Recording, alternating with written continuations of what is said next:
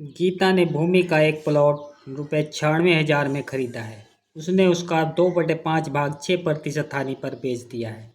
वह अब शेष भाग बेचकर कुल लाभ 10% कमाना चाहती है। तो उसे शेष भाग कितने प्रतिशत लाभ पर बेचना होगा?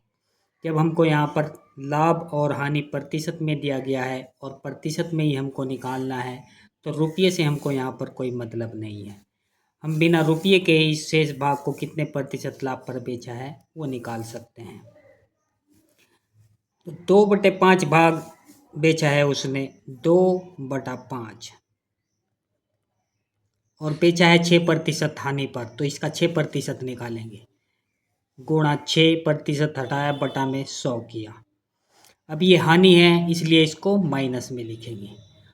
अब इसका शेष भाग, तो शेष भाग कितना होगा? 2/5 भाग तो बिच चुका है, तो शेष भाग होगा 1 में से माइनस करते हैं, तो 1 में से माइनस करते हैं सीधा 5 में से 2 माइनस करेंगे 3/5। और अब लाभ कमाना है तो प्लस में लिखेंगे, तो हो गया 3/5 भाग कितने प्रतिशत लाभ पर बेचना है, तो इसको हम यहाँ पर x% मान लेते हैं। और x जब प्रतिशत में है तो प्रतिशत हटाएंगे बटा में 100 करेंगे और बराबर, ये बराबर होगा कुल एक भाग के। ये भाग और ये भाग तो एक ही होगा, तो इस एक भाग पर वो कुल कितना लाभ कमाना चाहती है? 10% कमाना चाहती है, तो इसका 10% निकालेंगे एक भाग का। गुणा 10 और बटा 100, तो 100 तो सब में है, कैंसिल हो जाएगा तीनों में से नीचे से, और 5 इधर नीचे से इधर से काट कर इधर गुणा में चला जाएगा। तो ये हो गया 2 छक्की 12 माइनस का, और ये हो गया 3x। तो 3x बराबर हो जाएगा 10 पंजे 50 और प्लस इधर जाके 12, 50 + 12, 50 + 12 हो गया 62। तो x बराबर आएगा यहाँ पर 62/3। तो 62 को 3 से भाग करेंगे, 3 दूनी 6 और 20 बार चलेगा, 20 सही 2/3%। ये प्रतिशत में माना है हमने x को, तो 20 सही 2/3%। तो ऑप्शन बी यहाँ पर राइट आंसर होगा। अब नेक्स्ट क्वेश्चन,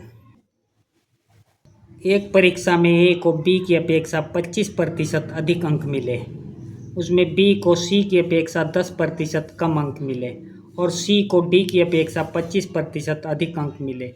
यदि डी को 500 में से 320 अंक मिले हों तो ए को कितने अंक मिले हैं? अब इस टाइप के क्वेश्चन को अंतिम लाइन से करना शुरू करते हैं और शुरुआत की तरफ चलते हैं। तो यहाँ पर डी को 320 अंक मिले हैं, ये नहीं देखना कितने में से मिले हैं, तो 320 अंक मिले हैं यहाँ पर डी को। अब सी को डी की अपेक्षा 25% अधिक मिले हैं, तो 25% अधिक से मतलब है कि इसका 125% निकालेंगे तभी तो अंक निकल कर आएगा कितना होगा। तो इसका 125% निकालेंगे, गुणा 125 और बटा 100। अब ये सी के अंक बन चुके हैं। बी को सी की अपेक्षा 10% कम मिले हैं, तो अब इसके सी के 10% कम करेंगे, तो 10% कम से मतलब है कि 90% मिले हैं, तो अब इसका 90% निकालेंगे, तो 90% 90/100।